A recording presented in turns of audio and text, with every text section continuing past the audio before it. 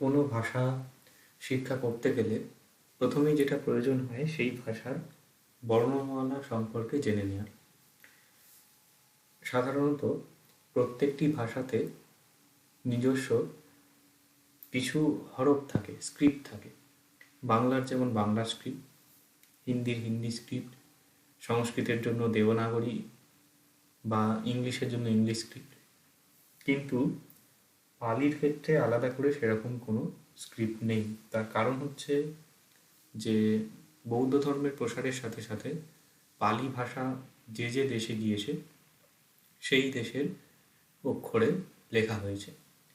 যেমন শ্রীলঙ্কায় শিলনি স্ক্রিপ্টে, মিয়ানমারে বার্মি স্ক্রিপ্টে, থাইল্যান্ডে থাই স্ক্রিপ্টে ইত্যাদি, ছাড়া লাওস, কম্বোডিয়া ইত্যাদি আছে।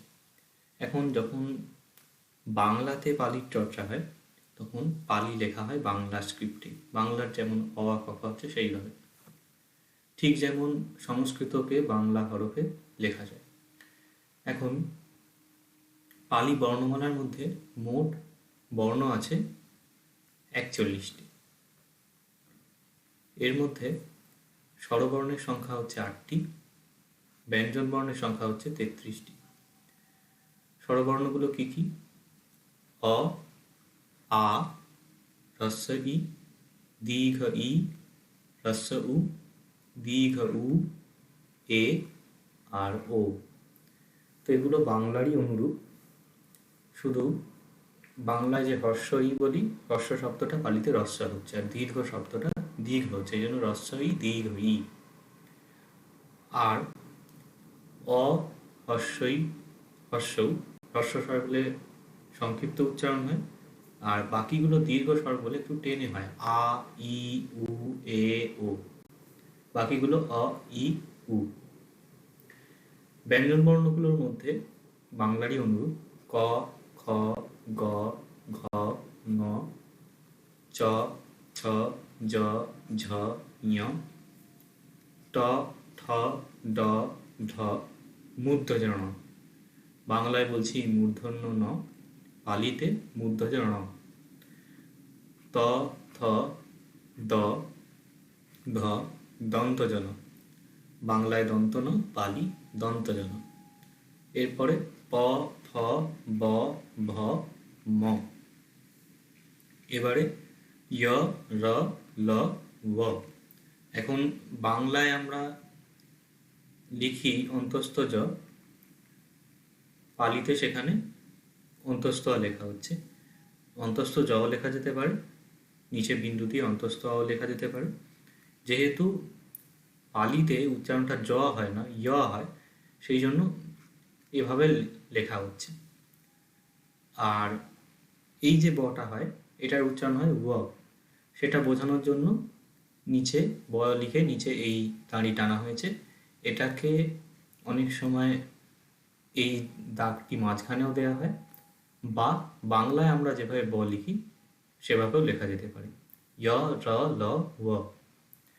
এরপর আসছে স, দন্তস্ব মানে দন্তজ স, হ, মূর্ধজ র এবং অং বা অনুস্বার।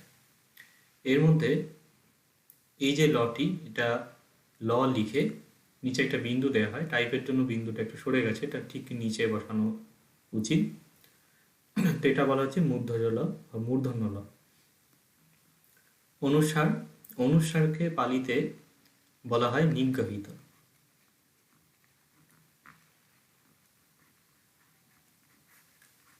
আর অনুস্বার যেহেতু অযোগবাহ বর্ণ, একা উচ্চারণ হয় না, সেই জন্য একটা অ লেখা হয়েছে। তো এই হলো পালি বর্ণমালা, মোট ৪১টি বর্ণমালা। এর মধ্যে বিশেষ লক্ষণীয় বিষয় হলো যে উঞ্জর স্থলে য় উচ্চারণ হয় বলে নিচে বিন্দু দিয়ে লেখা হচ্ছে, এবং জ, র, ল, ব বাংলা যেখানে বলি সেখানে অন্তস্থ বয়ের জন্য নিচে এই একটি দাগ দেওয়া হচ্ছে, এবং অতিরিক্ত একটি ল আছে, মূর্ধন্য ল, সেটার জন্য ল লিখে নিচে বিন্দু দেওয়া হচ্ছে। আরেকটি লক্ষণীয় বিষয়, বাংলার স্বরবর্ণ বা ব্যঞ্জনবর্ণের মধ্যে সবগুলি পালিতে নেই।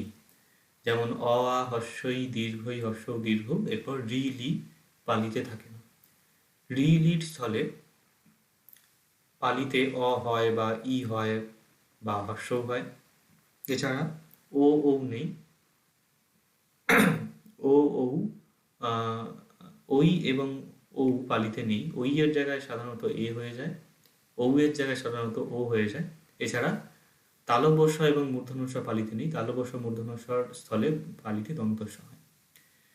মোটামুটিভাবে পালিতে এই যে বর্ণের বিবর্তন নিয়ে একটি ভিডিও থাকবে, এবং পালি শেখার জন্য প্রয়োজনীয় রোমান স্ক্রিপ্ট নিয়ে একটি ভিডিও, আর পালি লেখার ক্ষেত্রে বেশ কিছু